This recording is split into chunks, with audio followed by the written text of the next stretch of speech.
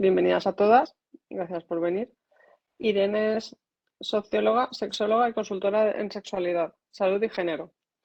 Desde 2009 se dedica a la formación y el coaching sexual y de pareja online. Colabora con Tu Vida Sin Dolor y otras iniciativas sobre sexualidad en el sistema sanitario. Forma en vivencia de la sexualidad en enfermedades crónicas a otros pacientes y profesionales de la salud, ginecólogos, urólogos, psicología, sexología, y escribe artículos en diferentes medios de dolor, de psicoeducación de la paciente, servicios públicos, sociosanitarios, cuidados de experiencia en dolor crónico. Desde 2012, con Endoestadística en Twitter y Me Duele la Regla en Instagram, se ha dedicado a empoderar a pacientes de adenomiosis y endometriosis, con perspectiva de género y crítica.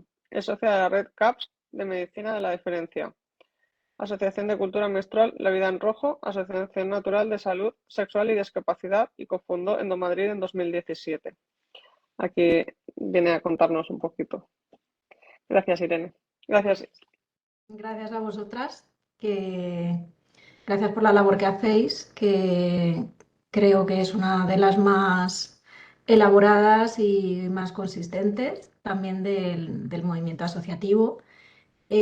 Como has dicho, llevo unos 10 años de manera prácticamente profesional, dedicada en parte a la endometriosis y la adenomiosis y a todos los síndromes de dolor o con sensibilización central y cómo afectan a la esfera de la calidad de vida y a la sexualidad.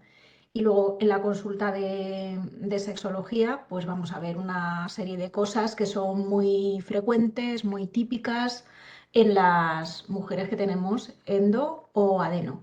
Entonces os voy a contar algunas cosas que yo he estudiado y que suelo ver, y bueno, y no solo yo, sino muchas otras personas, pero sobre todo más desde la esfera psicológica. Y por supuesto podéis preguntar, interrumpir en principio también, aunque hay tiempo de sobra para vuestras consultas así como más particulares. Siempre sabiendo que la consulta particular pues no puede sustituir lo que es una terapia, porque es imposible saber sin historia clínica y sin un montón de detalles cuál sería un poco la mejor respuesta, ¿no? Pero vamos, que totalmente abierta, y si os da corte, porque yo sé que estas cosas pueden llegar a dar un poco de corte, aunque estemos en petit comité, pues como se está grabando, pues me escribís después o lo que necesitéis. Vamos, de alguna manera, por tierra, mar o wifi, me vais a tener localizada, o por Instagram o lo que sea, ¿de acuerdo?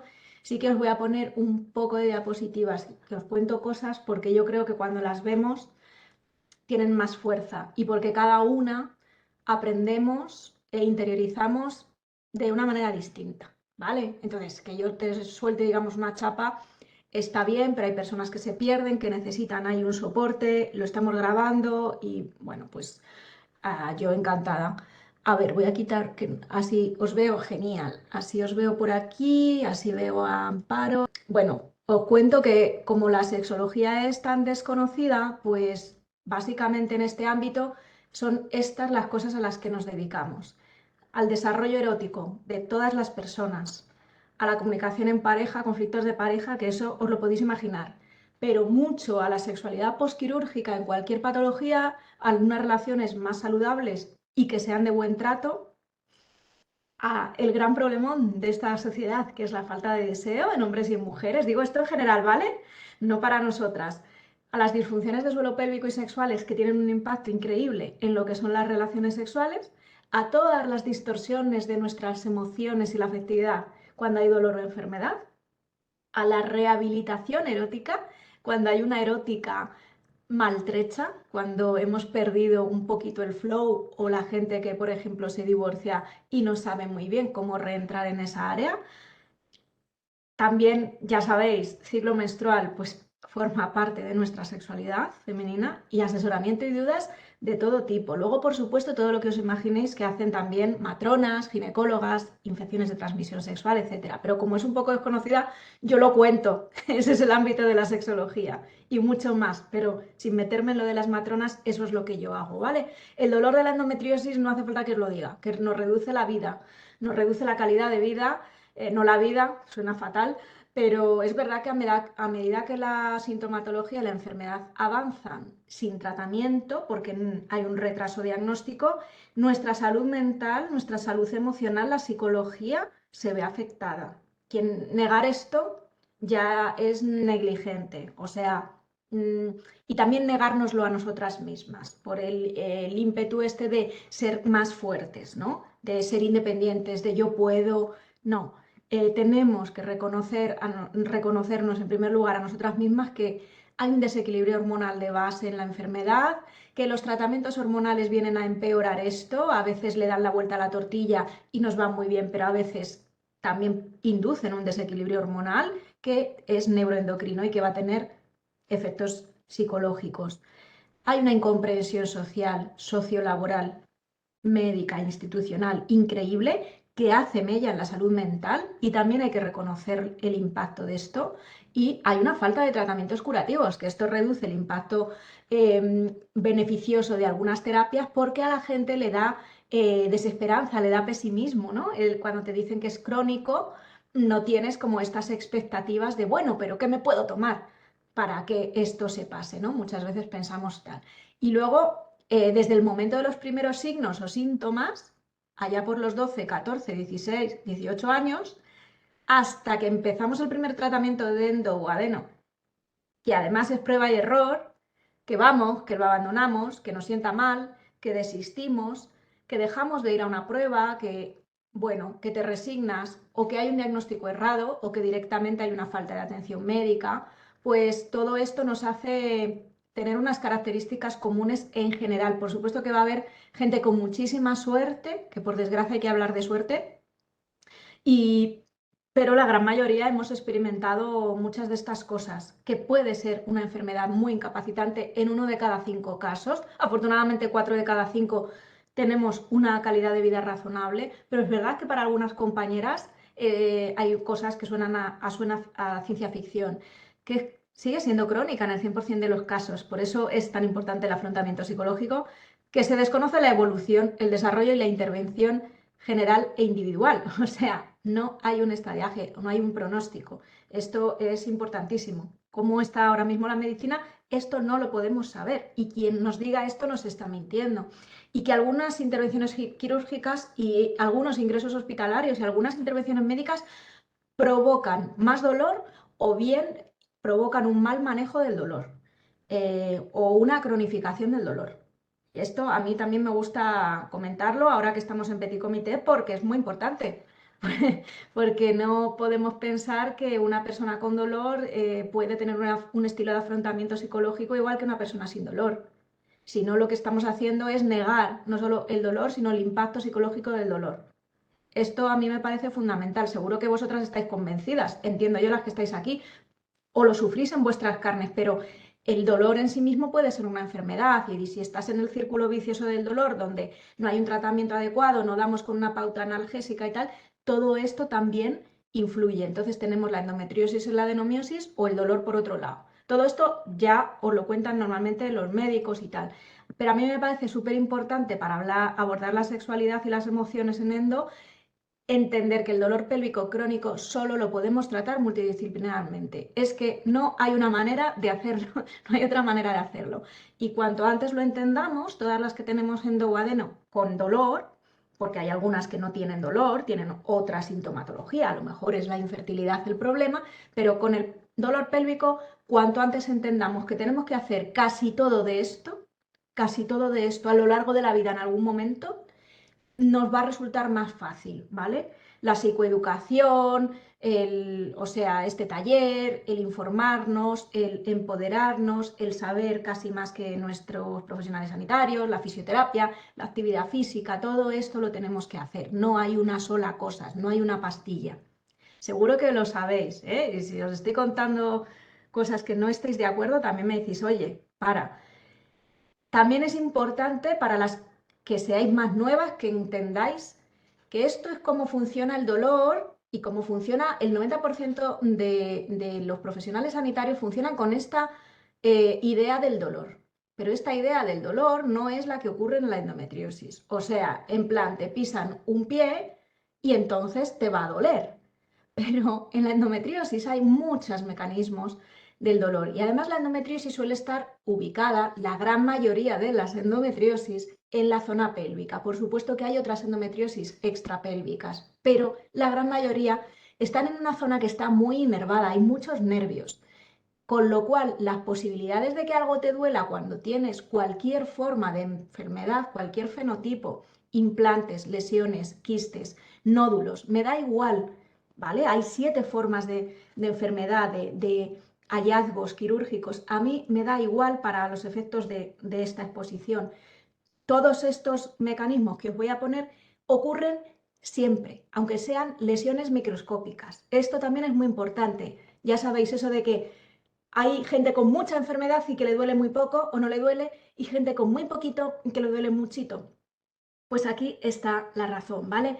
Y me interesa mucho que recordéis que hay una inflamación, pero que toda la inflamación corporal de bajo grado da una neuroinflamación, lo que quiere decirse que tus neurotransmisores y la capacidad de absorber el impacto de esa inflamación continua de bajo grado por parte de tu sistema nervioso central y tener una respuesta emocional equilibrada y una respuesta emocional que te permita tomar unas decisiones buenas para tu salud, pues esa respuesta está mermada porque estamos siempre inflamadas por muchas razones que son pura bioquímica. O sea, que no nos estamos inventando nada, hace 20 años que sabemos esto, o sea, más de 20 años de hecho. O sea, esto ya nos lo tendríamos que saber.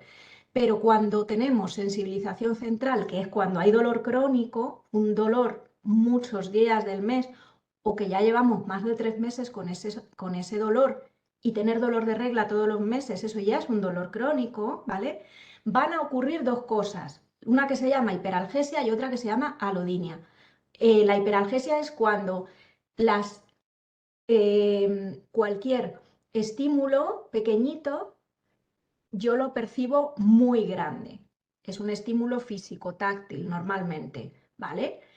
Porque se produce una respuesta inflamatoria que está siempre ahí. Y la alodinia es cuando yo tengo un estímulo que para la gente que no tiene endo es una caricia, por ejemplo, es algo positivo, a mí me duele.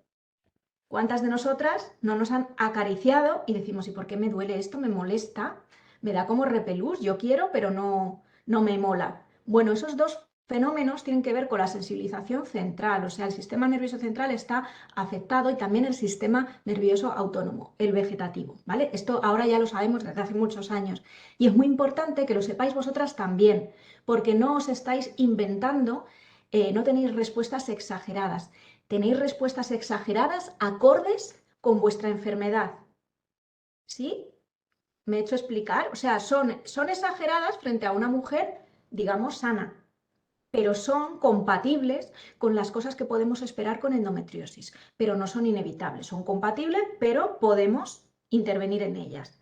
Y luego, esto es a nivel orgánico, absolutamente orgánico, pero las emociones y cómo yo me tomo las cosas, evidentemente, pues van a tener un impacto. Con las relaciones sexuales, pero las vaginales, ahí por ya meterme en materia, va a haber, evidentemente, cosas que vamos a ver un poquillo más adelante que tienen que ver con el suelo pélvico. Seguro que ya conocéis por las fisios un poco la implicación del suelo pélvico, evidentemente, en muchos de los 1000 dolores pequeños que tenemos con micción, defecación, al sentarnos, al estar de pie mucho tiempo, al, yo qué sé, hacer abdominales, al hacer un esfuerzo, al coger un peso, bueno, en 1000 cosas. Y por supuesto, la vagina, que está involucrada para la relación coital, de coito, de penetración, pues forma parte del suelo pélvico. Entonces, sí que hay unos tejidos que pueden estar dañados por la enfermedad, por la inflamación o por secuelas de las cirugías, y yo tengo un dolor que es absolutamente de causa orgánica y real. Esto es lo primero que os quiero devolver, ¿vale? En contra de lo que muchas veces, incluso psicosexólogas decían, ¿vale? Como que era mental. Pero una persona que ha experimentado dolor con la penetración, pues su cuerpo guarda el recuerdo del dolor. lo guardamos a nivel celular y a nivel del sistema nervioso. Como os he dicho, hay un dolor que está cronificado y se puede cronificar cuando hay intentos repetidos de hacer la misma cosa. Si esta cosa me duele, yo hago intentos repetidos y le voy mandando un montón de señales a mi sistema nervioso para que anticipe el dolor, ¿vale? Lo podemos mezclar con, o sea, me refiero, le mando señales en el sentido de que puedo anticipar el dolor porque otras veces, y así funcionamos los humanos, otras veces he sentido dolor y esto me protege, ¿no? Yo no sé si esta vez voy a sentir dolor, pero por si acaso yo ya puede que lo sienta, tengo miedo a tener dolor, ¿vale? Insisto, hay un sustrato orgánico, o sea, es verdad que los tejidos están dañados, es verdad que la mayoría de las veces con la gente que tiene endometriosis rectovaginal, adenomiosis u otras formas, o peritoneal, normalmente va a llegar un momento de la vida en el cual podamos experimentar dolor con las relaciones vaginales. Pero insisto en que no es inevitable, es en falta de tratamiento. El cuerpo reacciona involuntariamente. Esto también lo sabéis a las que se os cierra un poquito el introito vaginal, te cierras, o a la que puedes meter el pene, pero me duele, o el dedo, pero después me duele. Después, lo que es la penetración, donde pone sexo doloroso, me refiero a penetración, y eso hace que cosas que antes me gustaban, esa penetración que yo antes la disfrutaba un montón, me empieza a resultar incómoda o incluso dolorosa o ser imposible. Esto es la gente que sí que disfrutaba de relaciones vaginales. Hay gente que todas sus experiencias ha sido imposible la penetración, y ahí es cuando, ya sabéis, hablamos de vaginismo. Otra gente pudo disfrutar un ratito de la penetración, pero luego cuando la penetración se hace verdaderamente profunda y llegamos al fondo de la vagina, eso es cuando duele, que sabéis que es el famoso síntoma de la dispareunia, que es el dolor con la penetración profunda y que es uno de los síntomas de oro de la endometriosis rectovaginal, adenomiosis, o cuando hay nódulos, bueno, pues incluso implantes en la zona cervical o vaginal o en el exterior.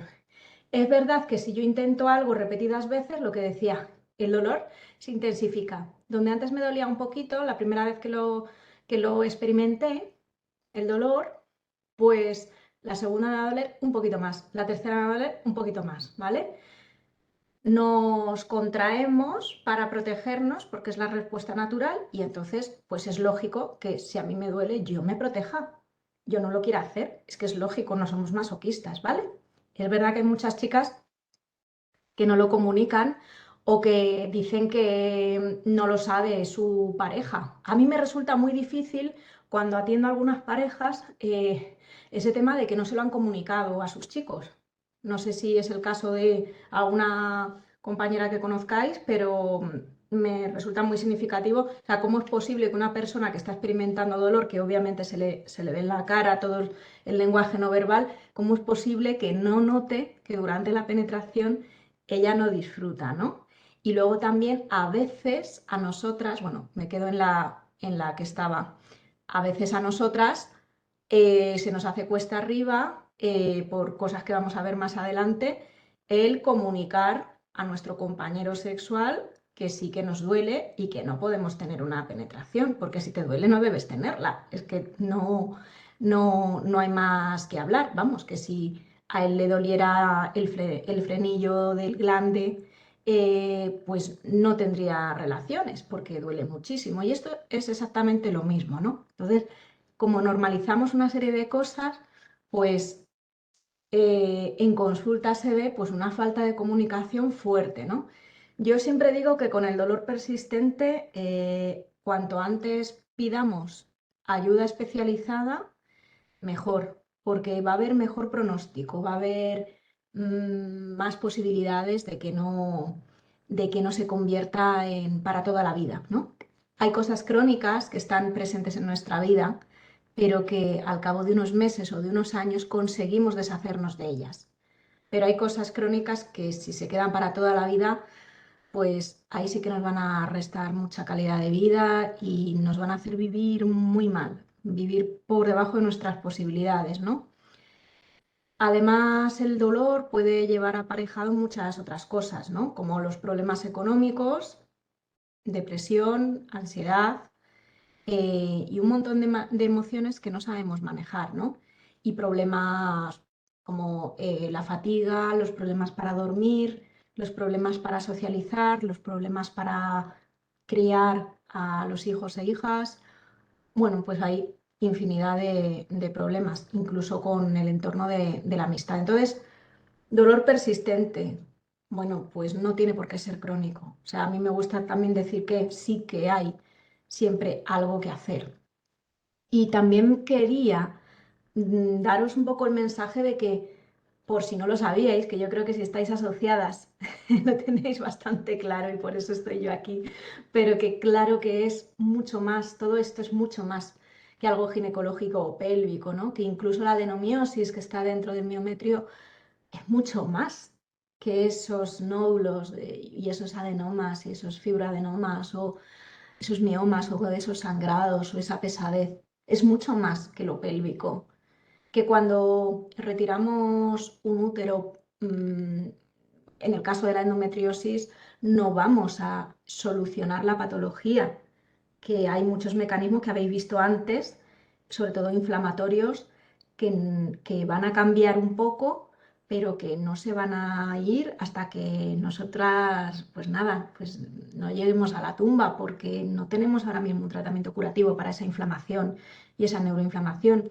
Es verdad que si no atendemos a la inflamación y al dolor y solo atendemos a la parte quirúrgica ginecológica, nos estamos perdiendo a la mujer. La mujer no es una pelvis, ¿no? Y yo creo que o empezamos a contar esto a todas las compañeras, a las recién diagnosticadas, empezamos a educarnos nosotras en por qué duele, qué es lo que pasa con la endometriosis, por qué decimos que es multisistémica, es que hay todo esto, hay nuevos vasos sanguíneos, hay un crecimiento que es invasor, que es muy similar al de un cáncer, hay inflamación, hay dolor y, y hay sobre todo un desequilibrio endocrino, que es esta parte, ¿no? Y ese desequilibrio hay que atenderlo, porque todo esto tiene unos impactos psicológicos, o sea, que no eres tú, que no es algo individual, es que es de todas, que cualquier cuerpo humano sujeto a todos esos procesos estaría también viviendo muy al ralentí y viviendo mal y sin poder controlar y tomar decisiones y sintiéndose apurada y constantemente con la lengua afuera o no pudiendo llegar a cosas, ¿no? También esto es también el lenguaje médico, ¿no? El impacto emocional de la histerectomía. Te plantean una histerectomía como si fuera poca cosa, como si fuera directamente una solución y yo creo que tenemos que ser muy cuidadosas a la hora de tomar estas decisiones, sobre todo el personal sanitario a la hora de comunicar, ¿no? Para un cirujano, una cirujana es esto, ¿no? Pero para nosotras el útero es un músculo y es un órgano con unas fibras musculares potentísimas, el músculo más fuerte de todo el cuerpo humano, que aloja memorias, que aloja recuerdos y sentimientos, que el cérvix está involucrado en muchísimo, al igual que la amígdala, en la sensación de seguridad y en determinados procesos cerebrales y emocionales que nos ayudan a estar bien en el mundo. Cuando nos emocionamos y nos estamos contentas, el útero está contento con nosotras y cuando tenemos un disgusto, el útero se contrae. Y esto es ciencia. Entonces, aparte de tener su microbiota propia y una rica red nerviosa y vascular, entonces el útero, pues es muchas cosas. Y además es toda la parte simbólica, ¿no? Y más poética, si queréis. Eh, y entonces yo creo que solo deberíamos plantearnos esa extirpación y que se nos debería comunicar de una manera como mucho más tranquila, más pausada y con más tiempo para tomar la decisión cuando fuera una situación así, ¿no? Una situación donde realmente es imposible que ese útero esté, digamos, vivo, móvil y nos siga aportando pues esos ricos recuerdos y que tenga ese placer que tiene también el útero cuando nosotras tenemos un orgasmo, pues el útero también se mueve, ¿no?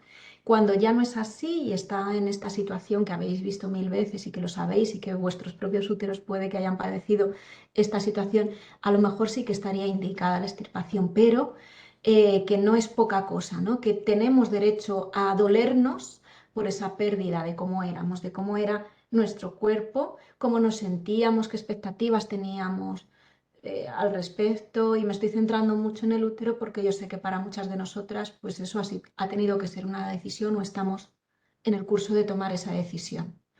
Que me gusta mucho más que ver esto, ¿no? Pues quizás ver esto, ¿no? Como de una persona que ha sobrevivido, de una persona que ha tomado la decisión que es mejor para ella, y que puede hacer el duelo y que puede despedirse de ese órgano, que no es solo un órgano, ¿no? Para un cirujano es solo una parte, pero para nosotras es más importante. Yo creo que tenemos también derecho a conocer las consecuencias en el estado de ánimo en cuanto a menopausia, en el sistema endocrino, hormonal y en nuestro suelo pélvico. Muchas veces no se nos cuenta esto y nos llevamos sorpresas muy desagradables, ¿no? De ¿por qué me siento así?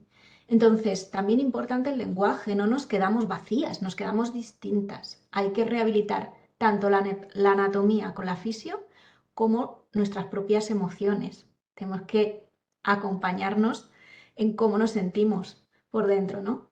Si somos un sistema en equilibrio, todos los seres humanos tenemos una enfermedad que nos descompensa mucho, pues es verdad que puede haber una disfunción de suelo pélvico o una menopausia precoz, pero también tenemos que reconocer que puede haber alteraciones del estado de ánimo. Y cuando se conservan los ovarios, también. Lo que quiero decir es, no todo es la menopausia. Hay cosas que son normales experimentar porque hemos sufrido una pérdida. Hay que reconocer que es un duelo y que habrá que encontrar una nueva yo, un nuevo ser, ¿vale? Que no nos quedamos eh, vacías, que es una expresión que a mí me horroriza, ¿no? ¿Qué otras áreas de la vida se ven afectadas? Yo creo que os las sabéis muy bien, pero sí quiero ponerlas de esta manera, porque muchas veces hablamos de sexualidad en la calle y yo como soy sexóloga, yo hablo solo de erótica. Erótica. ¿Se nos ve afectada la erótica? Sí. No hacemos prácticas determinadas, prácticas vaginales o prácticas anales a la que le guste. Hay cosas que dejamos de hacer porque tenemos la autoestima muchas veces por los suelos, ya no es el dolor. Me quiero referir un poco a cómo nos vemos, qué elaboración de la imagen tenemos. Tenemos complejos con la ganancia de peso, tenemos complejos con el ser una mujer distinta, porque a lo mejor no tengo todos los órganos del sistema reproductor o porque hemos experimentado una cirugía, ¿vale? Entonces, la erótica, ¿de qué manera una persona con complejos, con una imagen cambiada, tiene una buena autoestima o no? ¿De qué manera puede tener unas relaciones eróticas satisfactorias, ¿no? O gozosas. Luego, sobre lo que es muy de nuestra sexualidad, es que efectos de los tratamientos que nos son negados, como por ejemplo, la pérdida del deseo, ¿no? No son negados, entonces, ¿de qué manera, si todo el mundo te dice que eso no pasa, puedes tú elaborar todo esto, ¿no? Puedes tú entender lo que te está pasando si nadie te explica que hay efectos en el estado de ánimo y que el dolor también afecta al estado de ánimo, ¿no? Porque la gente cree que si tú te tomas un ibuprofeno o te tomas el tratamiento que te hayan puesto de analgesia, ya está todo hecho. Y como vosotras bien sabéis, hay que digerir los propios analgésicos, psicológicamente ver cómo te afectan. Cuando los dejas de tomar también, ¿no? La secuela de esto, ¿no? Cómo te puede afectar al sistema digestivo, por ejemplo, ¿no? Luego, si tienes un periodo fuerte de dolor agudo y estás fuertemente medicada, luego viene una resaca emocional por los propios opiáceos, por ejemplo, ¿no? O gabapentina. O sea, que los efectos de los tratamientos en el estado de ánimo son la leche. En el dolor, afortunadamente, hay bastante farmacología, pero que tenemos que entender que eso está siempre ahí. Pero es verdad que, sobre todo, a mí lo que más me interesa es que hablemos de cómo os afecta a vosotras como mujeres, qué tipo de mujeres os sentís, o si os sentís distintas, si sentís que estáis pudiendo cumplir con vuestro rol social de género, o sea, cómo se supone que es una mujer, la buena mujer o una buena madre o una mujer con un proyecto de vida, ¿no? Si sentís que sois plenamente vosotras o no, si la enfermedad os ha cambiado la imagen que teníais de vosotras mismas, porque eso influye directamente en esta parte del recuadro, cómo me relaciono yo conmigo misma, con el otro, con la otra y con mi familia, con mi entorno.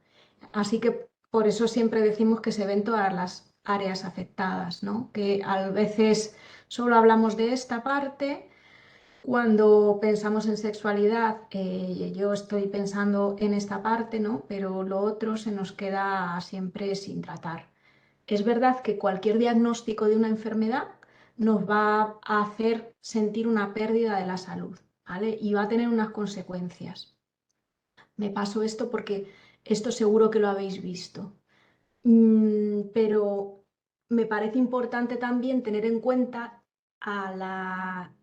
de qué manera nos han comunicado el diagnóstico, porque también es un predictor fuerte de qué tal nos vamos a llevar con la enfermedad y qué tal nos vamos a llevar con el sistema sanitario. Las experiencias aquí son muy diversas, pero yo creo que muchas de vosotras, eh, y eso también insisto en reconocer y validar mucho, tenemos experiencias de violencia ginecológica directa sobre nuestros cuerpos, sobre nuestra vivencia, sobre nuestra pareja, sobre nuestras relaciones sexuales, un cuestionamiento. Y, en el momento del diagnóstico o de un hallazgo en una ecografía, qué importante es comunicar las cosas con tacto. Qué importante sería que esa comunicación de malas noticias pues fuera sensible y fuera bonita y fuera al ritmo que nosotras necesitemos, que cada una de nosotras somos distintas. No es lo mismo una enfermera a lo mejor que una persona que no tenga ni idea sobre el sistema sanitario y le pilla de nuevas. No es lo mismo un diagnóstico en urgencias que un diagnóstico en una consulta programada con una ginecóloga que te cae genial y que te ha llevado toda la vida. Son, en el momento del diagnóstico, esto nos hace, es un predictor fuertísimo también de cómo va a ser el estilo de afrontamiento después, ¿no? Yo también cito aquí el tema del estrés postraumático porque muchísimas personas, y lo disclaimer, las personas que a lo mejor tengáis mayor sensibilidad o reactividad por cuestiones personales, pues como que voy a hablar ahora de cosas de violencias sexuales para que lo paséis para adelante o bueno, que tengáis cuidado con vosotras mismas.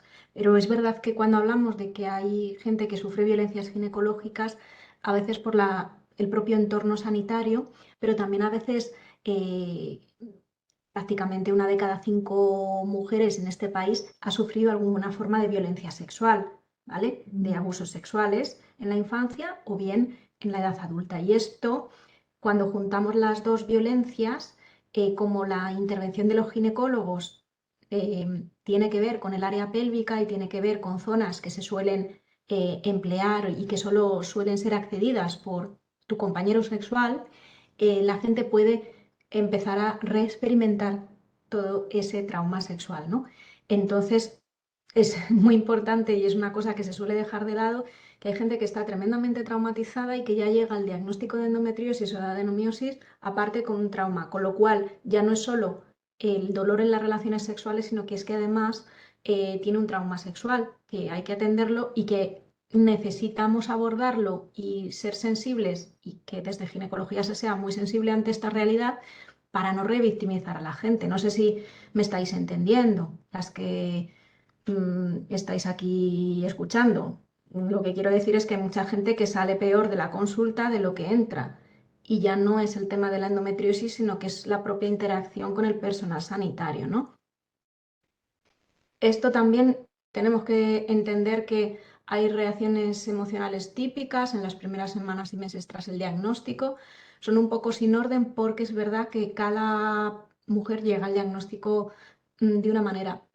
También es peculiar, tanto en la endometriosis, adenomiosis, como en otras enfermedades muy negadas de las mujeres, el alivio y la alegría, paradójicamente, ¿no? Incluso la tranquilidad, porque nos están validando. Estamos diciendo, por fin alguien me da la razón, yo sabía que me pasaba algo y no me lo estaba inventando, ¿no? Pero por supuesto también hay gente que lo niega, hay gente que se desespera, que cae en el victimismo y que sobre todo hay una gran incertidumbre y mucho miedo. La emoción predominante es el miedo y es el shock por la incertidumbre. Yo siempre digo que, yo lo pongo por aquí, que tenemos que conseguir que las consultas, por lo menos ahora mismo que estamos todo el rato en ginecología, digo ahora mismo porque yo confío en que dentro de 20 años el manejo terapéutico de la endometriosis sea muy diferente, confío, vamos, a pies juntillas, yo creo que lo veré antes de jubilarme, eso espero, hay que ser optimistas, pues que la consulta sea terapéutica, no sea violenta. Y que hay que decirlo con todas las letras. Lo que no puede ser es cómo salen chicas de que nos tenemos que medicar antes, nos tenemos que drogar antes con ansiolíticos, antes de una exploración, o porque estás retraumatizada o te enfadas, vas indignada, vas abatida, vas ya con indefensión aprendida, vas hecha polvo, en plan, no puedo cambiar nada, me va a decir lo de siempre, no hay nada que hacer, me va a poner otra píldora y ya está, ¿vale? No sé si creéis que la ira sirve de algo, como en todo este proceso, y también un poco preguntas que yo os devuelvo porque son las preguntas que son interesantes hacerse para saber qué relación tenéis con el sistema sanitario, porque todo eso afecta un montón al afrontamiento de emociones y de vuestra sexualidad en general con la endo, ¿no? Como cuando tú estás enfadada, ¿cómo está tu chico, ¿no? Si tienes pareja masculina o tu chico o tu chica, ¿cómo te recibe el entorno? Cuando tú estás cabreada por una injusticia, tienes la sensación de una injusticia que te han hecho en el sistema sanitario o que no te han hecho un papel o un volante o una demora o un tal. ¿Cómo te sienta? ¿Te sienta más, vas a la línea del enfado, vas a la línea de la tristeza, ¿no? Que os lo preguntéis. ¿Y cómo se toma tu entorno cuando estás tú desanimada? Cuando tú no eres la que tira del carro, ¿eh? Cuando no eres esa endoguerrera, que es un término bastante problemático, ¿no? Como que puede servir en algunas fases del afrontamiento de la enfermedad, pero que no sé, ¿de qué pensáis que depende? Que unas nos lo tomemos de una manera y otras de otra. Yo, yo te diría que depende un poco de la carga emocional, ¿no? Que le demos a lo que significa estar llevando esta enfermedad. Hay gente que puede, que bien, que endoguerrera, pues según también la acepción que es lo que sea para ti. Y lo que te suponga, claro, o sea, cuánta vida te viene detrás de luchar con esta enfermedad o a través de esta enfermedad. Yo creo que viene un poco por ahí. Y que sí, o sea, que parece que como endoguerrera, parece como que tenemos que ser siempre fuertes, ese vestido, ese disfraz de guerra, estar siempre dispuestas, que no nos puede nadie. Y sí, como dices tú, puede ser contraproducente, por lo que yo pienso que, o sea, yo creo que puede ser contraproducente porque no siempre tenemos por qué mostrarnos fuertes, no siempre tenemos por qué ser valientes, no siempre, o sea, eso tenemos porque sobre nosotras pone mucho peso, ¿no? El hecho de no sentirnos, o sea, tener que estar siempre fuerte, valiente, o sea, un agotamiento total que, a ver, al final somos humanas, somos mujeres y al final estamos enfermas. Es lógico que tengamos días mejores, peores, más días con ganas de luchar y días de mandarlo toda la mierda. Y qué importante es también la reacción del entorno a eso, porque a veces parece que todo lo tenemos, lo focalizamos en la paciente empoderada, y claro, a mí me hace mucha gracia porque veréis en unas 300 patologías los resultados y los pronósticos de afrontamiento de esas patologías, o sea, los resultados en salud, digamos, como qué tal lo vas a llevar, qué va a pasar después, ¿no? Después del diagnóstico, resultados en salud. En unas 300 patologías en el Estado español son diferentes entre hombres y mujeres. Y ya os digo yo que no es por causa de sexo, no es por las hormonas sexuales, es porque esos pacientes varones tienen mujeres a su alrededor que les cuidan y que hacen que sus resultados y pronósticos en salud, su cáncer, sea menos letal que el de ellas, por ejemplo, ¿vale? Y esto es súper importante porque en una enfermedad tan ginecologizada, ¿eh? Parece que haces una cosa y ya está. Y además que lo tienes que hacer todo tú sola. Y es como no. Apoyo social. ¿Qué apoyo familiar tenemos? ¿Qué apoyo institucional hay? Estás asociada, conoces a otra mujer con endometriosis, estás en una asociación. Qué importantes son las asociaciones, que son fundamentales, incluso como validación de que ni estáis locas, ni inventando cosas, ni, ni viendo demoras donde no las hay, ni viendo tratos diferenciales donde no los hay. No, hay mucha ciencia, mucha investigación detrás y por desgracia, detrás de esas desigualdades, ¿vale? Y por desgracia todavía hay muchas mujeres con endometriosis que no disponen de ese apoyo social, apoyo familiar o apoyo del compañero de vida o del presunto compañero de vida, ¿vale? Y esto se da muchísimo cuanta más discapacidad induce la endometriosis o provoca la endometriosis. Siempre que hay una mujer con discapacidad, hay más probabilidades de que haya perdido, aparte de la salud, a su pareja por el camino. ¿Vale? Y ahora hablaremos un poquillo de las parejas supervivientes. Me he adelantado, pero quería tal. Esto seguro que lo habéis visto alguna vez, lo de la fase de los procesos del duelo y todo esto, ¿no? No lo sé, entiendo yo que sí. Y si no lo habéis visto, bueno, se supone que cuando a ti te dan un diagnóstico, pues puede que pases por estas fases de negación, ira, negociación, depresión, aceptación, hasta que es una aceptación y parece que sale el sol. Bueno, en realidad es todo esto, pero todo junto y todo a la vez.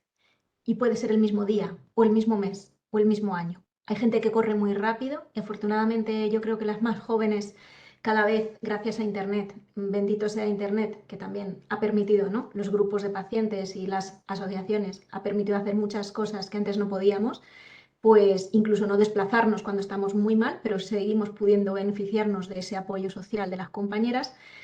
Todas estas cosas las jóvenes quizás las pueden vivir más rápido, pero sobre todo yo os quiero decir que es normal que en lo que va a ser vuestra vida, no sé si veis el puntero, creo que sí, en lo que va a ser vuestra vida, la experiencia puede ser así y es normal que sea así, ¿vale? Las cosas no son lineales, el progreso no es lineal y no mejoramos como ahora pasa esto y luego esto y luego esto, porque precisamente la endometriosis hemos dicho antes que no tiene un pronóstico ni un estadiaje como por etapas, ¿vale? Entonces,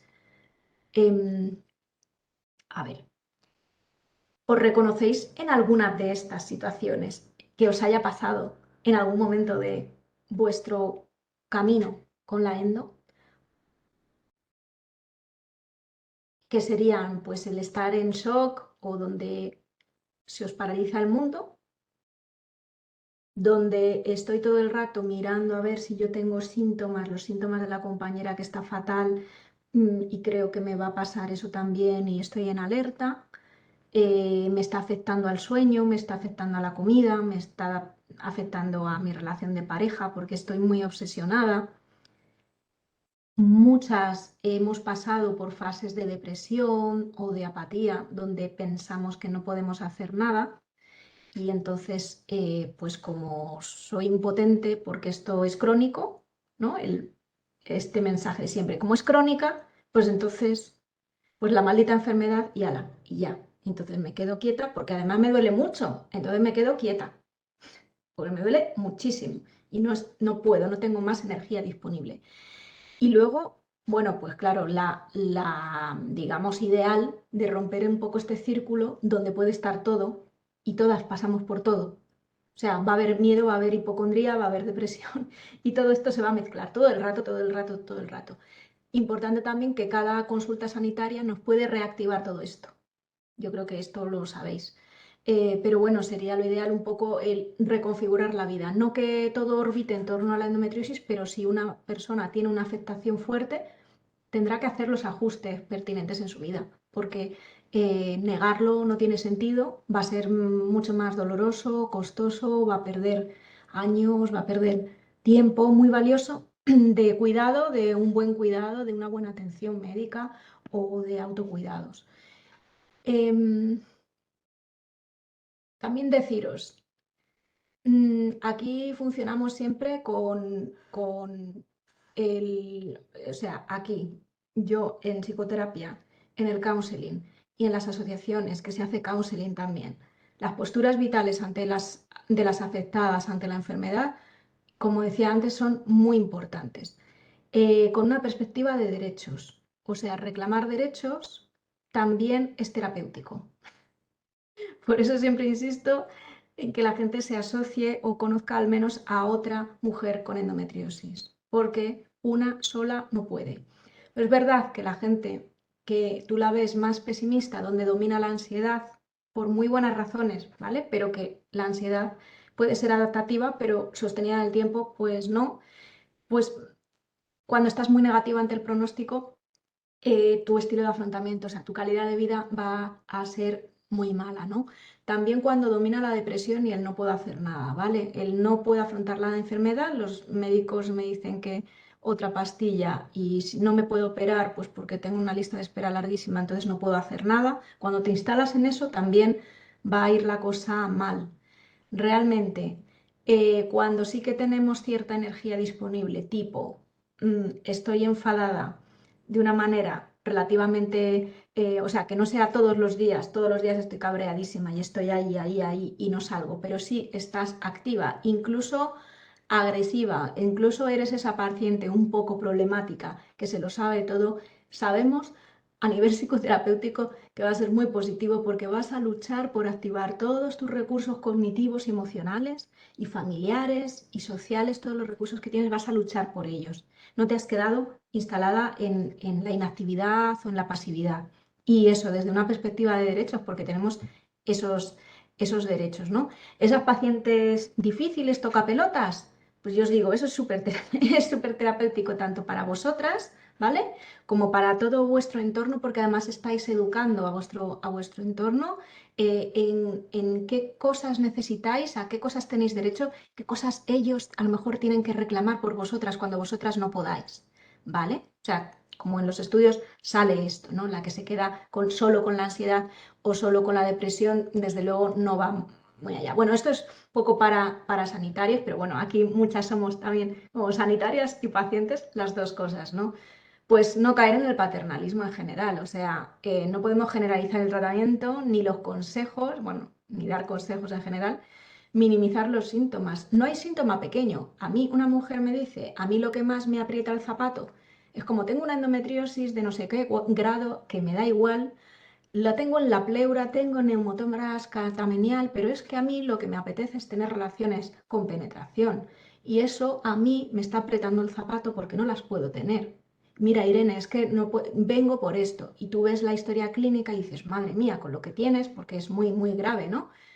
Ya, pero yo no voy a minimizar los síntomas como terapeuta. Yo voy a atender y a escuchar la necesidad de esa mujer, porque es esa necesidad emocional.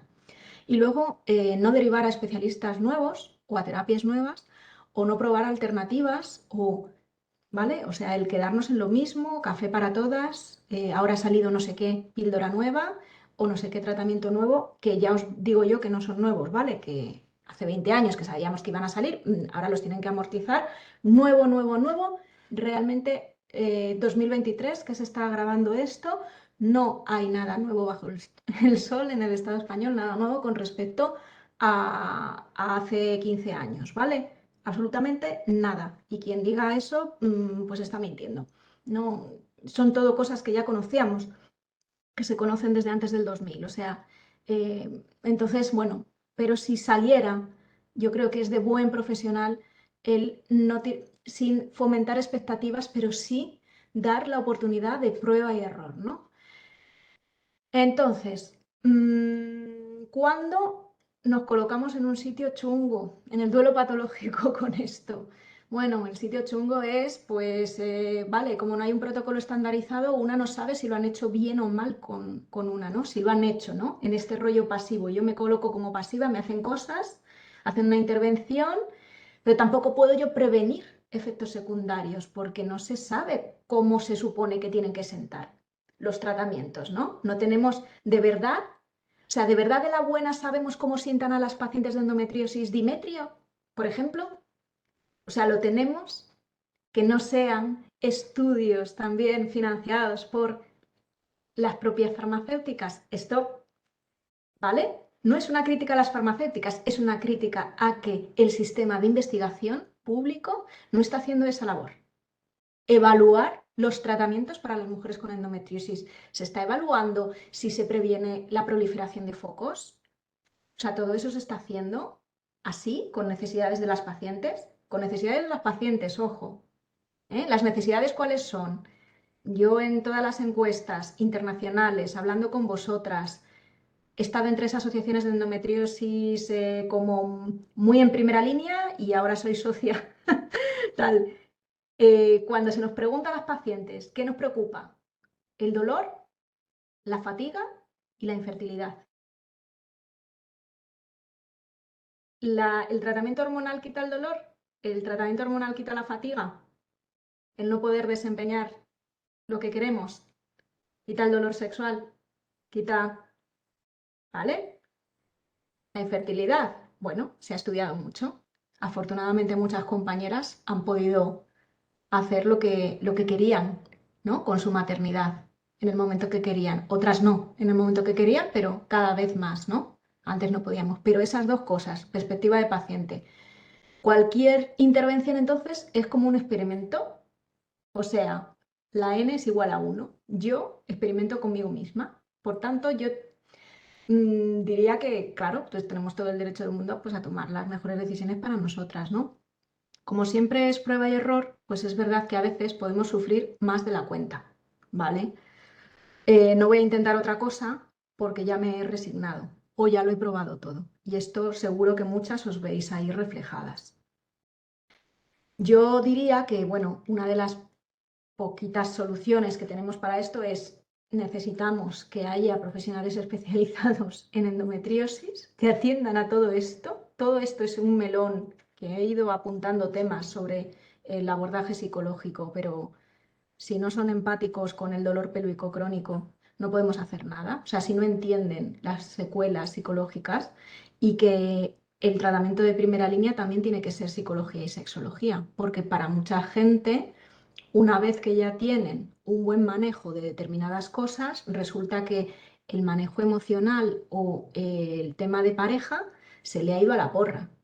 O sea, cuando se quitó una cohorte de síntomas, se quita un poco la primera piedra del zapato, resulta que tiene ahí un mogollón que está sin tocar, que está o que está podrido, que se ha podrido por el camino. Me refiero al ámbito emocional, el ámbito de sus relaciones, no solo de las relaciones sexuales, sino las relaciones íntimas, cómo ve afectada la mujer sus amistades, con su familia. Hay gente a la que no le creen, hay gente que sufre otro tipo de pérdidas. La solución ideal pues sería pues la investigación, un tratamiento curativo, no paliativo, bueno, no sé, supongo que estaréis de acuerdo las de la asociación, pues que no fueran paliativos, que es que fuera de verdad algo curativo, que fueran los mecanismos de la enfermedad, esos mecanismos que hemos visto, que desaparezca el dolor, que la gente no tenga que vivir con dolor, porque gran parte de esta charla no tendríamos que dedicar horas de terapia y incontables recursos económicos las afectadas para poder sobrellevar la enfermedad, básicamente por el dolor, básicamente por el dolor. La conciliación laboral, eso es que también es un elefante en la habitación, ¿no? La reducción de los contaminantes ambientales, de todas las causas que sí que sabemos que están provocando cada vez endometriosis más severas, de inicio más rápido y que van como creciendo muy agresivamente. Y bueno, pues la paz mundial así en general, ¿no? Pues esas son las soluciones a largo plazo, pero en el corto plazo vosotras y yo lo que podemos hacer es intentar, siempre que podamos, hacer ese cambio a un cambio de actitud, ¿no? En el día a día como afectada, cada una a su ritmo, o sea, un realismo, porque aquí no hay soluciones mágicas ni va a haber una píldora maravillosa. Dentro de 5 años dirán que hay una píldora maravillosa, que hay un tratamiento experimental muy prometedor, pero las cosas llevan unos plazos muy determinados, menos con el COVID. Aceptación, la aceptación psicológica, que no quiere decir resignarse, quiere decir convivir con una enfermedad, vivir con ella, incluso vivir bien con ella. Y el compromiso con una misma, decir, yo acepto que tengo este diagnóstico, lo creo y empiezo a actuar en consecuencia. No actúo de espaldas a mi endometriosis o me hago la longuis y como, bueno, pues puedo beberme 4 cubatas y no sé qué, que también pasa, ¿vale? Eso también es una manera de lidiar con la enfermedad, pero es una manera poco adaptativa, ¿no? Entonces, aceptar o no aceptar, Es verdad que sigue habiendo estigma, porque yo siempre digo hay estigma, no sé si entendéis la palabra, supongo que sí, cuando tú no se lo puedes comunicar directamente a tu jefe, a tu jefa, ¿m? Porque a veces como, vale, ¿y qué te pasa? Pues es que me duelen las relaciones sexuales un montón. Pues es que mi matrimonio va fatal porque tengo esto y estoy cada 2 por 3 con mucho dolor con la defecación. Bueno, pues ahí no puedes, hay una vergüenza y no se cuenta a cualquiera.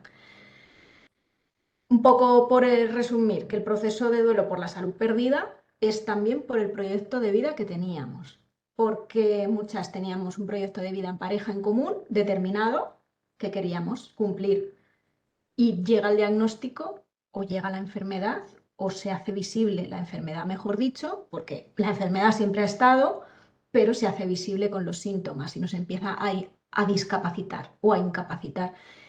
También hacemos un duelo por el cuerpo que teníamos, la mayoría de nosotras. O sea, cómo este se comporta en público y en privado. ¿A qué me refiero? Bueno, pues si una tiene síntomas compatibles con el colon irritable, en público te vas a comportar de una manera. Incluso puede que modifiques la dieta, ¿no? O que tengas que pedir más veces permiso para ir al baño, depende de lo que trabajes, ¿vale? Y en privado, ¿cómo se comporta ese cuerpo que tiene a lo mejor flatulencias, o que cuando mantiene relaciones sexuales tiene que estar acomodándose, o que tiene más barriga, o que tiene menos barriga, o que tiene cicatrices. El duelo por las relaciones sexuales que teníamos. Mucha gente disfrutaba de sus relaciones sexuales y llega un momento que ya no puede o no le apetece o le son dolorosas o hay un problema de sequedad vaginal. Los hobbies y las salidas de ocio, porque todo eso nutre la sexualidad. Es que lo cito porque todo eso, o sea, lo que pasa fuera de la cama, nutre lo que hay en la cama. En la cama no está separado. Por las conversaciones sexys que teníamos o la intimidad en pareja que teníamos. Si ya solo hablamos de los hijos o del trabajo y de la endometriosis o de lo que me pasa, es difícil que haya un ambiente propicio para las relaciones, ¿vale? Y luego, pues un duelo por las fuerzas que podíamos tener o cuando éramos más jóvenes o antes de tener la endometriosis, lo que fuera, y que antes a lo mejor no experimentábamos incertidumbre o angustia y que no teníamos miedo de poder criar a nuestras hijas y ahora estamos como, no sé si voy a poder acompañarla al partido de baloncesto. Y esto también para muchas mujeres es muy, muy doloroso. Bueno, lo de siempre. No os quedéis con yo soy endometriósica, que esa es otra. Hay gente que al final se identifica mucho con la enfermedad, ¿no? Como, bueno, yo tengo endometriosis, ¿no? Pero no soy esto. Ni estamos vacías, ni sucias, ni llenas de cosas, ni nos limpian. Hay que cuidar ese lenguaje y hay que pedir también que el entorno cuide el lenguaje, porque somos seres completos con una enfermedad que tiene signos, síntomas y secuelas, pero también, aparte de órganos y tejidos que están dañados, tenemos todo esto, ¿vale? Tenemos parejas, amistades, intereses, pensamientos, sueños, que tenemos deseos, que tenemos valores, que nos comportamos de una manera, que tenemos emociones, ¿no? Y no hay solo enfermedad, somos todo esto, ¿no? Y sí, a lo mejor la parte de la salud más física está tocada y la parte emocional va a estar tocada, pero tenemos muchas otras que van a estar tocadas, pero las tenemos que empezar a ir equilibrando. Y para terminar, por si queréis también preguntar cosas muy concretas, ¿dónde nos afecta más en el ámbito sexual, de relaciones coitales, de relaciones vaginales? Porque una puede tener una erótica estupenda y que le guste que le masajeen los pies nada más y experimente un orgasmo con eso, ¿vale? Pero bueno, si hablamos de lo que son las relaciones heterosexuales con penetración, pues esto es lo que nos pasa a la gran mayoría de nosotras en algún momento, ¿vale? Es verdad que hay unas tasas de infertilidad moderadas, un poquillo más elevadas que en la población normal. Esto igual lo queréis comentar o os sorprende, pero no son tan elevadas como se nos hace creer. Dolor vulvar perineal anal pélvico es algo que tenemos que tratar, que tratamos en consulta, la dispareunia hasta el 70% en algún momento, como indicativo, como síntoma, el vaginismo, la falta de deseo, todo esto. Y luego los estereotipos sobre la sexualidad que tenemos que tener las mujeres, ¿no? Como receptoras, de poder recibir una penetración. Y si no la recibo, pues ahí nos afecta el placer, porque si tú crees que deberías poder recibir una penetración y si no, no te lo pasas bien, te afecta el placer. Hay gente que no puede llegar al orgasmo o el orgasmo le es doloroso. Y desde luego lo que hemos comentado ya de la autoestima y demás. Y en la comunicación se ve súper afectada. Yo es lo que más trato en parejas porque hay mucha incomprensión al ser una enfermedad tan invisibilizada, pues no se entiende por qué afecta tanto, ¿no? A todas las esferas. Vosotras sí lo entendéis porque lo vivís y lo experimentáis, pero resulta difícil transmitir al compañero o a la compañera porque estás tan frustrada. ¿Por qué tienes tanto miedo ante una operación? Porque todo el mundo dice, pues te operas y ya está, ¿no? Y entonces resulta muy difícil hacer ver a tu entorno que a pesar de la operación, tu camino no se acaba ahí, no es el destino, ¿no? Y luego hay muchos mitos que ya los venís deshaciendo desde las asociaciones y tabúes, ¿no? Que también venimos. Las áreas afectadas y los síntomas según la práctica sexual concreta, bueno, pues coito vaginal sobre todo, pero también tenemos el tema de la cistitis intersticial, alguna que le habrán diagnosticado. Yo pongo los palabras por si alguna vez os lo han puesto en algún informe, esto que es, bueno, pues vestibulodynia, síndrome miofascial, un suelo pélvico incompetente o con disfunción, las diarreas, las disquecias, el dolor con la defecación, ¿no? Hay gente a la cual el cunilingus, el sexo oral, que le hagan sexo oral en la vulva, le va a doler porque tiene vulvodinia, porque le duele, porque tiene dolor neuropático ahí o porque lo tiene inflamado. Va a haber muchos cándidas, muchos hongos, por el desequilibrio hormonal. Va a haber dolor en el clítoris porque todos los tejidos están afectados, ¿vale? Entonces pueden pasar todas estas cosas también. Aunque os parezca increíble, pues hay gente que incluso con endometriosis pues disfrutaba de sexo anal y sin embargo si hay una neuralgia, el suelo pélvico está tocado, pues no se va a poder hacer nada. Hay neuralgias en el elevador, el obturador del ano, las caricias, ya hemos hablado de ello, a veces incluso en cualquier parte del cuerpo, puede ser en los brazos, puede ser en las mamas, no sé, hay evitación de las caricias, se evita al compañero, ¿cuántas mujeres hay que van huyendo? Como que y hay mucha hipervigilancia sobre las propias emociones. ¿Cómo estoy? ¿Cómo voy a estar? Si luego tengo relaciones, ¿qué voy a hacer? Muchas emociones negativas. En lugar de dejarse llevar y estar como más en el momento presente, estamos siempre anticipando qué va a pasar después, cuánto dolor voy a experimentar o cuánto disconfort o cómo va a ser. Hay una desconfianza ante el propio cuerpo. Esa es una de las cosas que más trabajamos en consulta, porque hay una gran desconfianza, porque vemos todo lo que se nos devuelve es eso, ¿no? Estamos con implantes, estamos sucias, no sabemos por dónde va a salir la endometriosis, ¿no? Y entonces empezamos a desconfiar de nosotras mismas y la autoestima pues se empieza a ver deteriorada, ¿no? Y luego, ojo, hay mucha gente que atribuye a la endometriosis, a la adenomiosis, cosas que vienen de antes. Quiero decir, hay gente que no disfrutaba mucho de la penetración, ¿vale? Porque su compañero no se lo monta bien o porque ella no se lo monta bien, no eran capaces de comunicarse el erotismo que ellas querían, ¿vale? Entonces esto venía de antes, pero con la endometriosis pues todo salta, ¿vale? Y hay conflictos de pareja que son previos al diagnóstico, o sea que no todo es endometriosis. Y luego, aparte de que toda la intimidad no es el sexo, que se puede tener intimidad de otras maneras y vulnerabilidad y contarnos cómo estamos, tanto él como ella, es verdad que hay muchas expectativas hacia los varones y muchas veces no son expectativas que se cumplan, ¿no? Como que a ellos les puede costar más el rol de cuidador porque no va con el rol masculino. Y esto es un temazo también que ya me he referido a ello, ¿no? Los varones que se quedan, o sea, las parejas que sí que sobreviven a la endometriosis, yo lo digo así porque lo trabajé así cuando hice mi tesis, pues es verdad que tienen un rol de género muy cuidador. Han sido varones que ya han cuidado anteriormente, ¿vale? O que tienen un perfil que no es el de la masculinidad típica. Y bueno, que en unos casos es más evidente que en otros, pero que es verdad que ahí, bueno, falta por hacer también que ellos se puedan implicar más, tanto en las asociaciones como en las consultas, otros familiares. Bueno, ahí están padres, tíos, primos, ¿no? Hay compañeros, hay grandes compañeros, pero también falta todavía, porque vivimos en una sociedad que hay una división por géneros. Y eso, que quién nos cuida a nosotras, ¿no? Para terminar, como quién nos cuida, porque si tenemos todo esto y hábitos saludables, ¿no? Lo que sí, lo que no, lo que has de comer, lo que has de hacer, las deporte, no sé qué, tienes que hacer todo esto, ¿no? Pero a nosotras, ¿quién nos facilita esto, ¿no? Y eso también está por resolver, ¿no? Que no es solo cosa tuya. Como decía antes, muchos varones sí que enfermos o afectados de cosas sí que tienen una red de cuidados más potente a veces que nosotras, ¿no? Y que a veces a nosotras la pareja heterosexual es fuente de más estrés y conflicto que de otra cosa.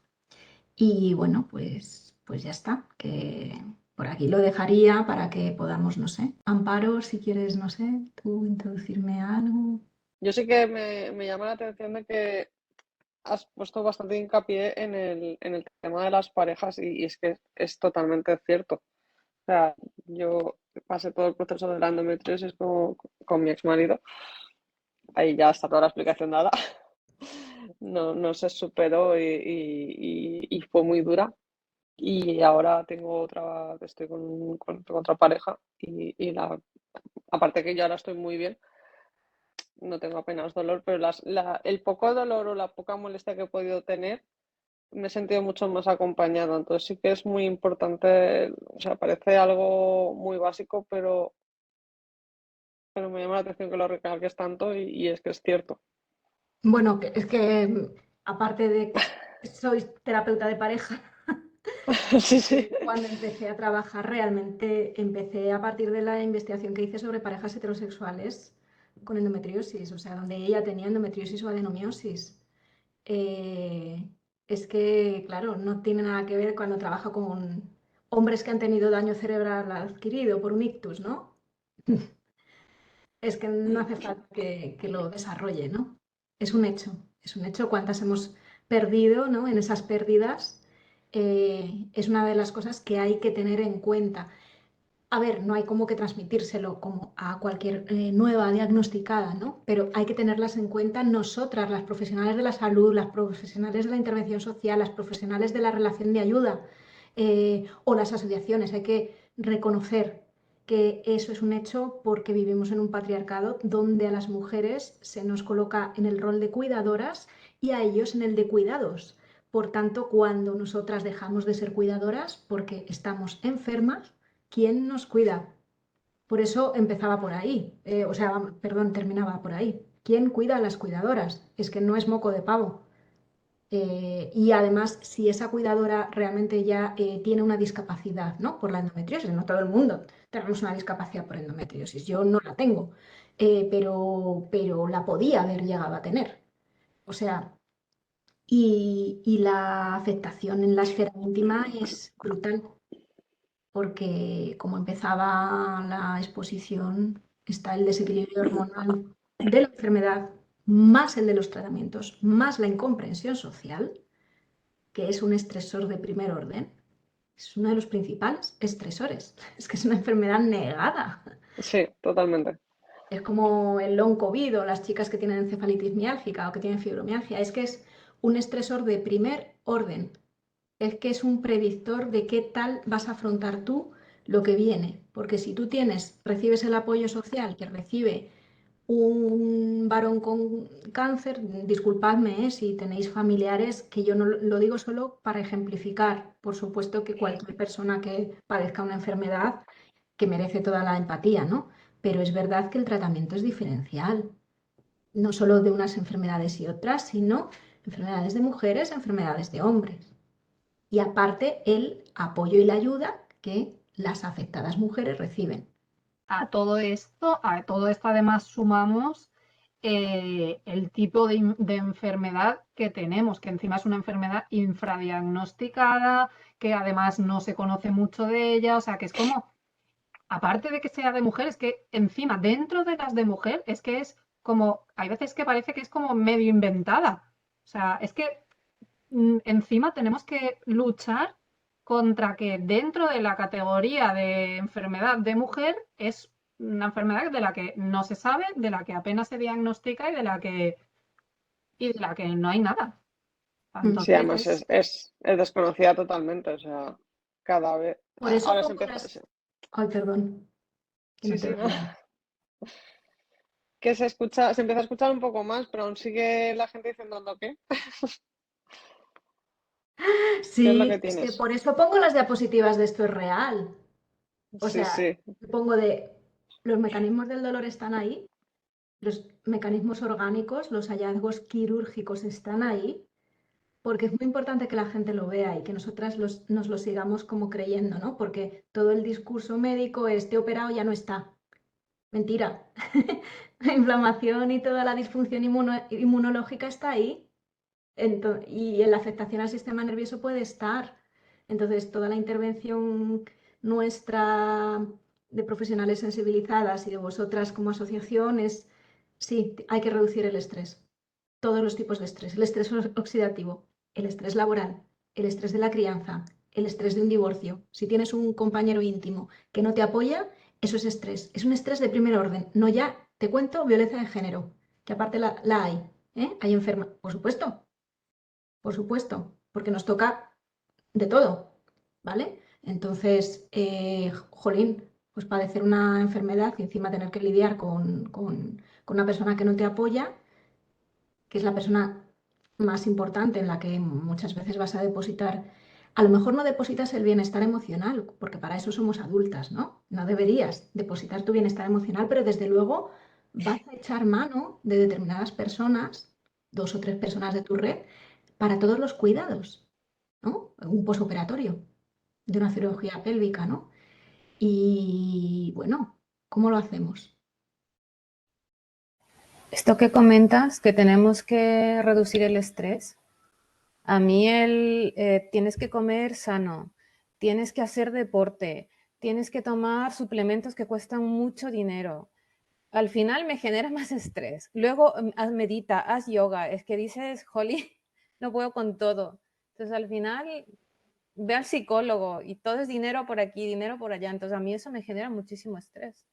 Entonces para nosotras también es muy complicado lidiar con eso. Parece ser que es algo que nos afecta más que otras cosas, por lo que me han comentado. Entonces, no sé, a mí esto también me provoca un cúmulo de estrés, de rabia, de incomprensión. Y lo que has comentado también antes, de, claro, tú comentas con las personas y te dicen, no, opérate y así estás. Y dices, y tómate las pastillas. Y dices, claro, tómate las pastillas que me generan muchísimas cosas. El dolor no me la quitan. Me quita mucho el deseo sexual, o sea, me lo elimina. Entonces, al final, pues sí, es que, no sé, a mí todo esto me genera mucho estrés y no veo la luz muchas veces. Y como tú dices, muchas veces estoy muy animada, pero otras veces por los suelos. Pero bueno, es lo que me ha tocado vivir. Pues Pero eso. está bien también que te reconozcas a ti misma que hay días que son así, que estás más animada y otros donde se hace un mundo. Y precisamente también hay un momento, por eso ponía un poco lo de las fases o en qué momento estás, porque va a ir cambiando y vas a ir encontrando también tu manera de lidiar con ello. No estamos siempre igual, vas a pasar 1000 fases. O sea, vas a pasar la fase del agobio, la de yo puedo con todo, todas hemos pasado por todas y es razonable porque es la manera que tiene tu organismo, tu psique, toda tú que tienes de lidiar con algo que es un impacto fuerte y que socialmente nadie entiende que es un impacto fuerte.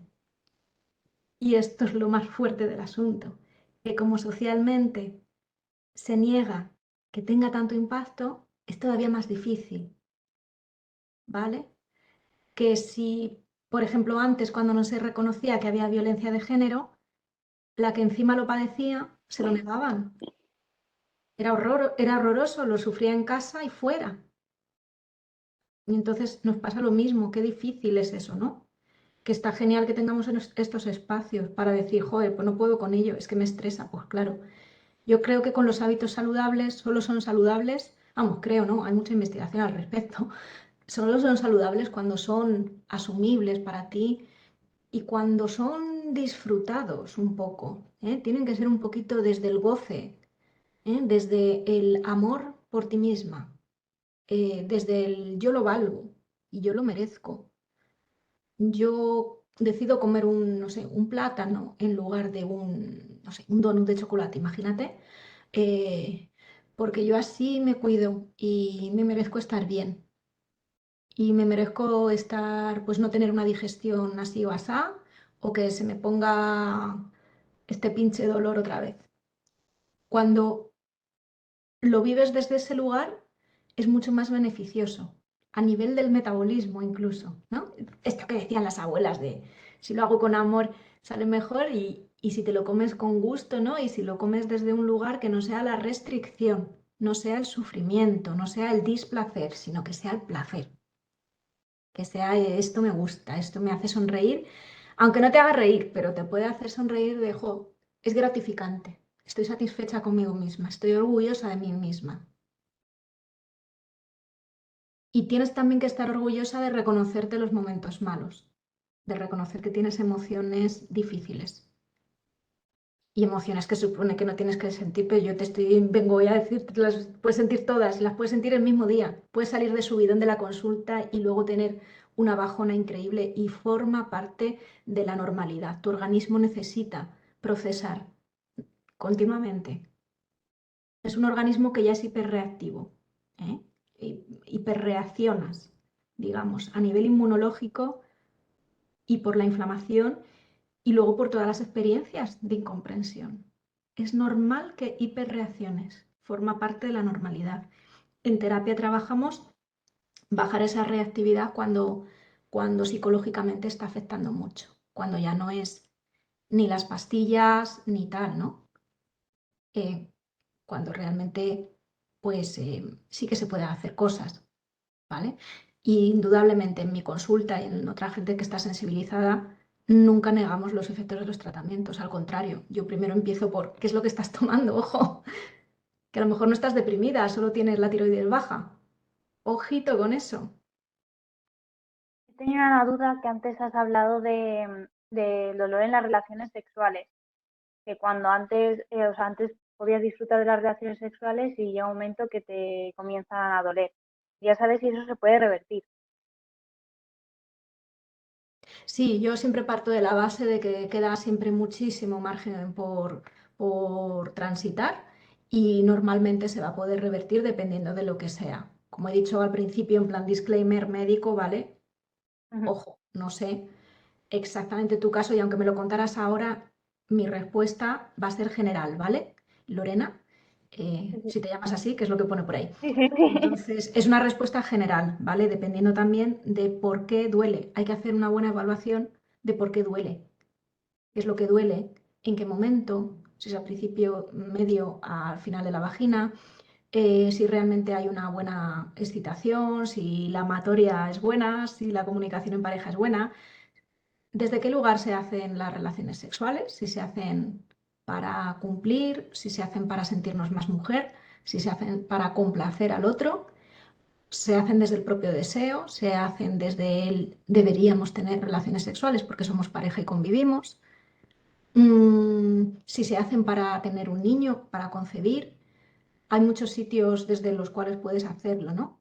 Y cada cual también decide un poco cómo se relaciona con eso. Es un proceso largo porque nadie nos dice que tú decides cuándo tener las relaciones de esta manera tan asertiva, pero hay que entrenar mucho la asertividad, tanto en la consulta médica como con la pareja.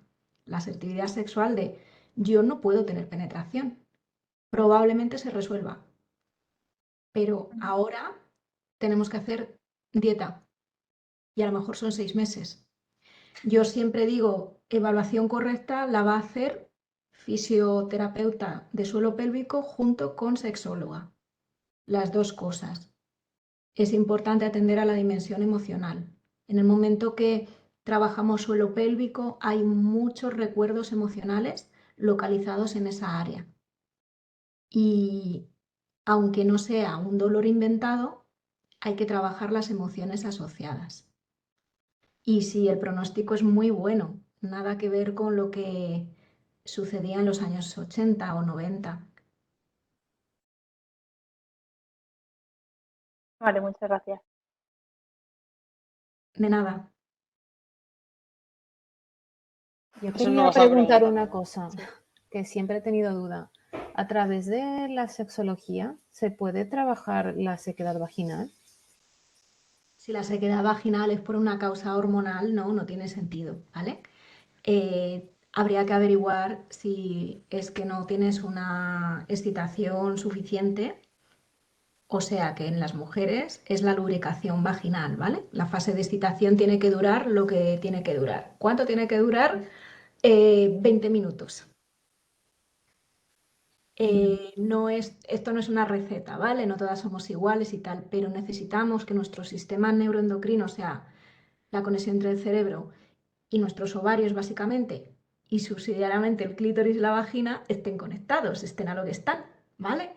Y para eso tú necesitas un compañero o una compañera íntimo que esté jugando contigo y que tú juegues a lo que quieres jugar, a lo que a ti te gusta, durante 15-20 minutos, porque de esa manera los tejidos se llenan de sangre y tienen la respuesta excitatoria en la lubricación que necesitas si luego quieres tener una penetración. ¿Es la lubricación un signo de excitación? No. Sé que esto es complicado, pero esto también es un mito sexual muy sexista que no nos hace ningún favor. O sea, muchas mujeres pueden estar muy excitadas, aunque no tomen pastillas. Pueden estar súper excitadas y no lubricar, porque la lubricación depende del sistema hormonal y del metabolismo, ¿vale? Incluso de lo que comas. Y depende de muchas cosas, ¿vale? Entonces, el hecho de estar húmeda o no siempre indica que estés excitada o no. Lo que te indica si estás excitada es tú, eres tú sabes si tú quieres o no quieres y si ha sido suficiente, si estás a tono o no. Esto es muy importante, escucharte. No solo escuchar al cuerpo, como se oye tanto, sino de verdad escuchar tu sentimiento. ¿Qué es lo que tú quieres? Vale, gracias. Esa es la respuesta que yo te doy desde la sexología, pero siempre, ya te digo que además trabajo hasta con nutricionista, ¿vale? Porque a veces es cuestión de, claro, la pastilla si tomas tratamiento hormonal, pero a veces no. Yo quiero darte las gracias, Irene, por esta charla, porque la verdad es que a mí me ha encantado. A mí me ha encantado, así de claro. Gracias, Amparo. Un placer Sí, ofrecer lo que sé. porque es un tema que realmente no se trata mucho y deberíamos de ser más conscientes de todo. Ha sido muy clara la charla. Gracias. Gracias a las que habéis estado por aquí y a las que veáis esto. Y nada, ya sabéis dónde encontrarme, que lo dejo info@meduelelarregla.com y ya está. Y si es sexológico, pues lo tratamos. Y si no, derivamos, como siempre, ¿verdad? Amparo, siempre os vamos a encauzar a alguien que sí pueda ayudarte con eso. Muchas gracias, chicas, y que estéis muy, muy bien. Ah, bueno, y a mí me encontráis en Alicante, que no sé si lo hemos dicho, ¿no? Pues yo estoy por allá abajo. Hasta luego. Hasta Gracias. luego. Hasta luego. Muchas gracias. Hasta luego.